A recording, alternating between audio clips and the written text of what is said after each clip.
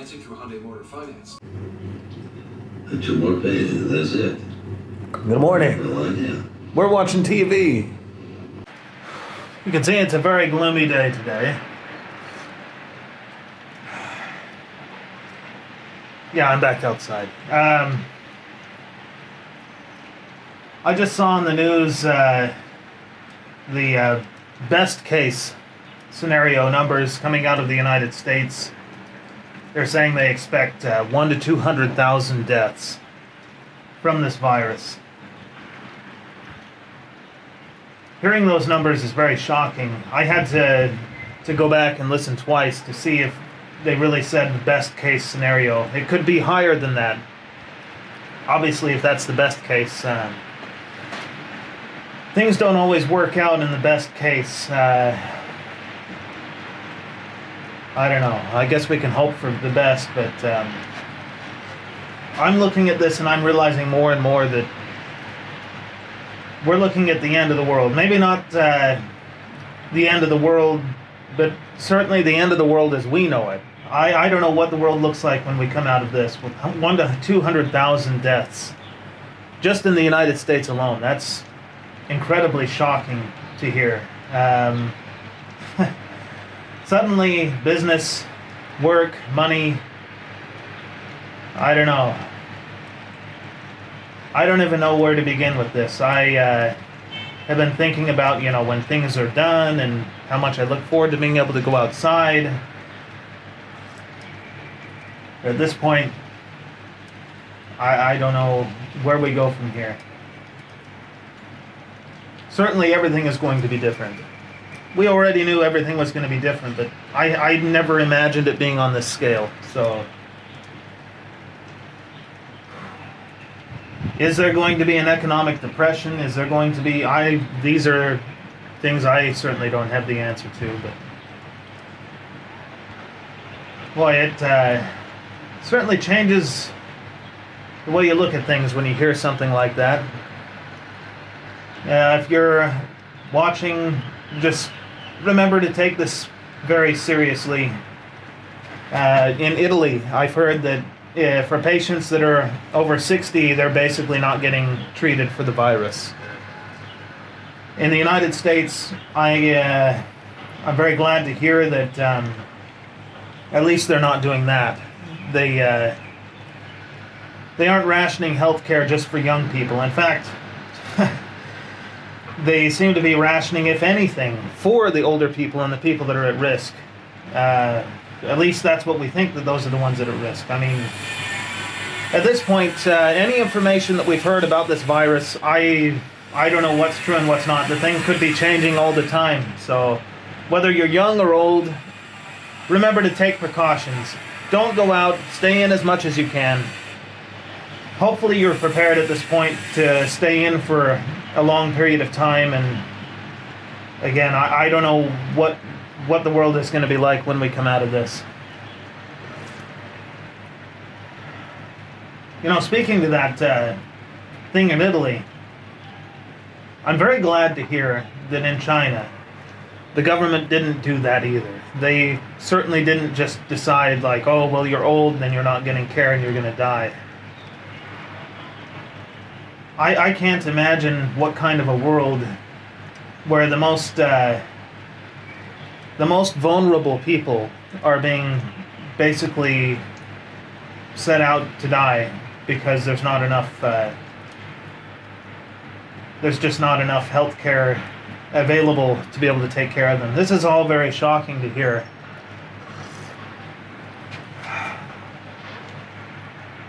It really makes you wonder, what are we going to do when it's over? When will this be over?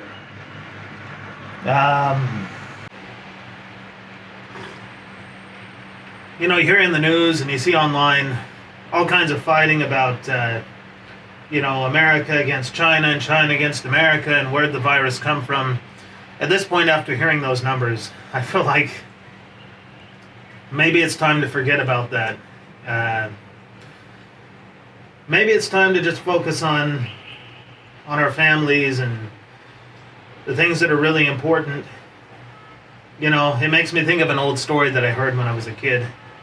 about someone being bitten by a snake, and the people that were with them went after the snake, looking for the snake to kill it, and the person died because they didn't get, proper medical care.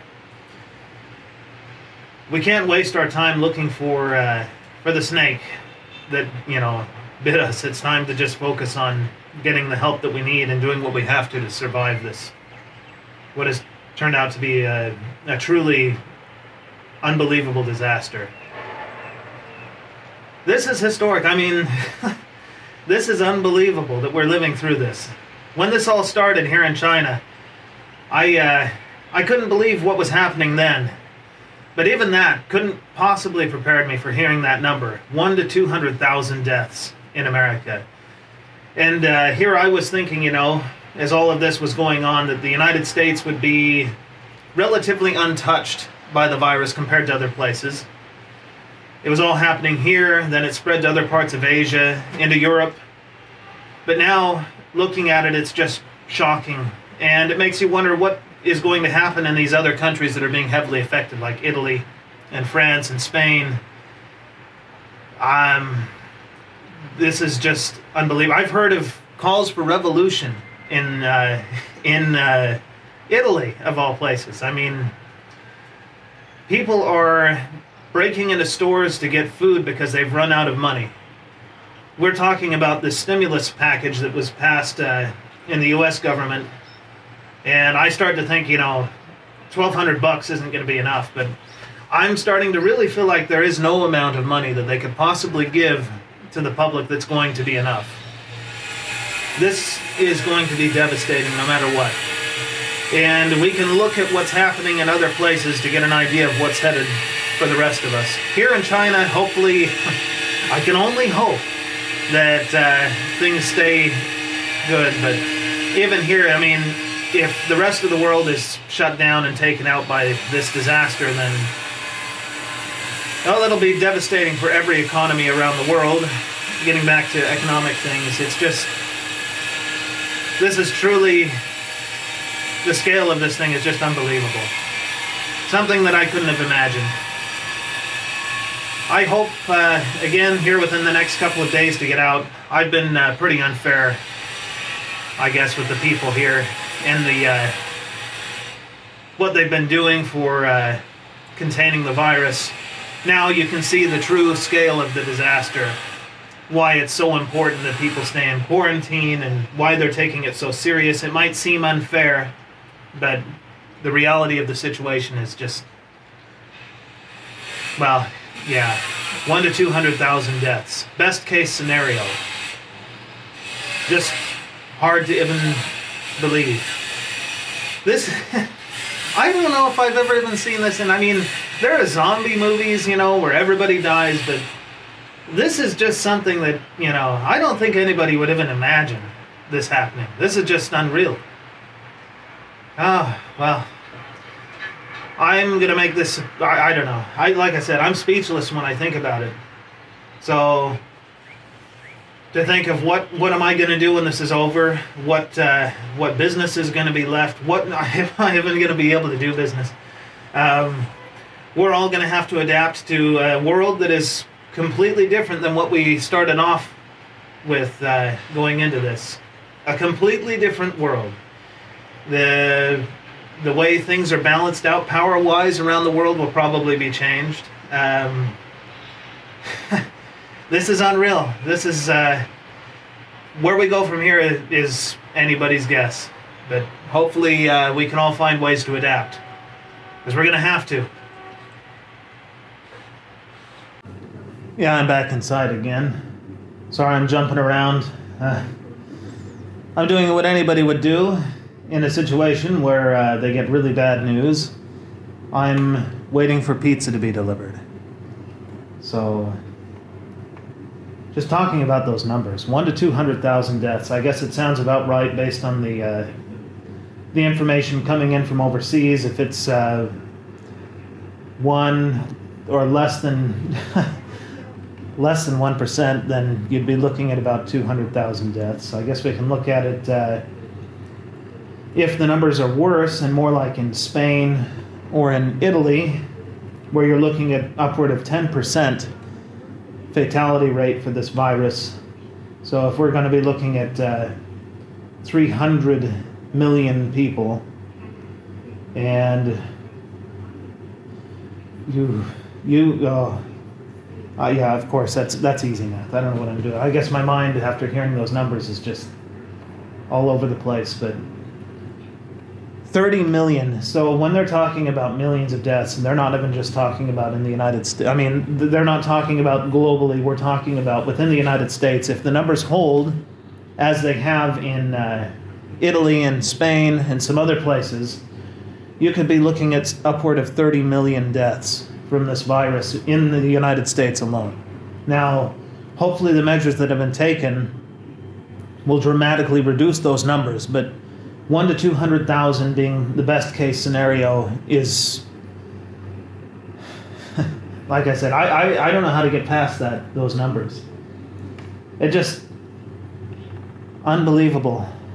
That's a major city being wiped out, and that's the best case.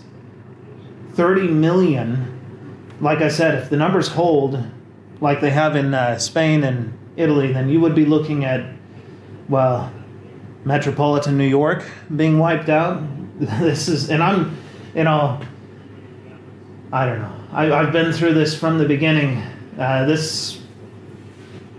don't know what, I guess when my son gets old enough, or maybe my grandchildren at some point, they will learn about this now more than ever. I mean, I've had people talk about, this is an historic thing, but until now, I've really looked at this and thought, this is just going to be a blip on things. I'll go out of work for a little while, and then things will come back.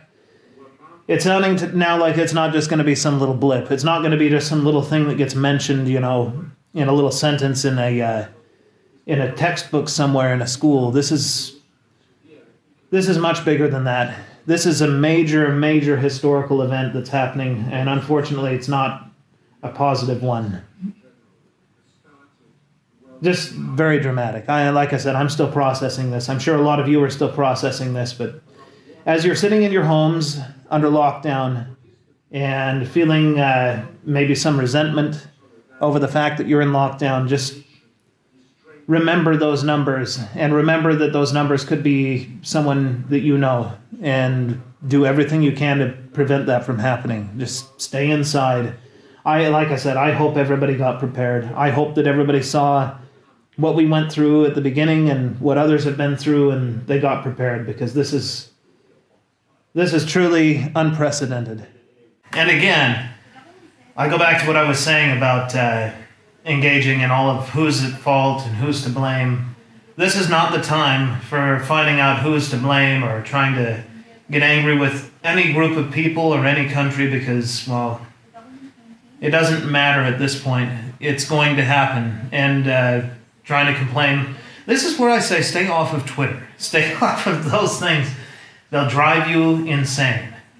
And just don't get online. Don't look into news stuff. Don't, follow the news, but just Twitter in general is a bad idea. It'll drive you nuts. And again, don't worry about who's to blame. Worry about taking care of your family and those around you that you care about, because this is beyond anything that any of us probably imagined would ever happen in our lifetimes. Like I said, if those numbers hold as they have in Italy, I know in Germany the numbers look a little different. In China, obviously the numbers are different, but that's because, well, they locked down the entire country. They literally forced everyone to stay at home for over a month. So, and now the economy is paying the price. As I said, Pizza Hut didn't open back up. Although we are ordering pizza, as I mentioned. It's just coming from a Chinese pizza place, which nobody likes. At least in this location. I tasted it. I thought it was okay. I mean, the pizza had corn on it, but at least the cheese was actually cheese, and it wasn't like, mayonnaise. Which, if you come to Asia, you'll find pizzas with mayonnaise for cheese and sauce, and it's not good. Believe me, you don't want to try that. But What was I saying? Yeah, I'm all over the place after hearing those numbers. For those of us that get through this, and most of us will get through this, even if the numbers hold at 10%, most of us will come out of this okay. And who knows, maybe it'll be a new renaissance of things, with those of us that survive this. We can only hope. But yeah, that $1,200, in order to get through this like China has, they will literally have to send in the military and lock everybody up in their houses. Otherwise, you are going to be looking at, the types of numbers that you're seeing in Italy, and they did lock everybody up. It was just too late. So, I don't know where we go from here, but enjoy pizza, hopefully, in the meantime. Mr. Pizza. Pizza. I figured it would be better than the reviews. It's funny, having talked about bad reviews online in China, how sometimes you get bad reviews, but this looks okay to me. I think the bad reviews in the other one were for the delivery driver. Oh yeah, and apparently my wife wanted milk tea, so here's a big pile of milk tea and some other snacks to go with our pizza. I already know these chips are good. Well, now for the ultimate test. Let's see how it tastes.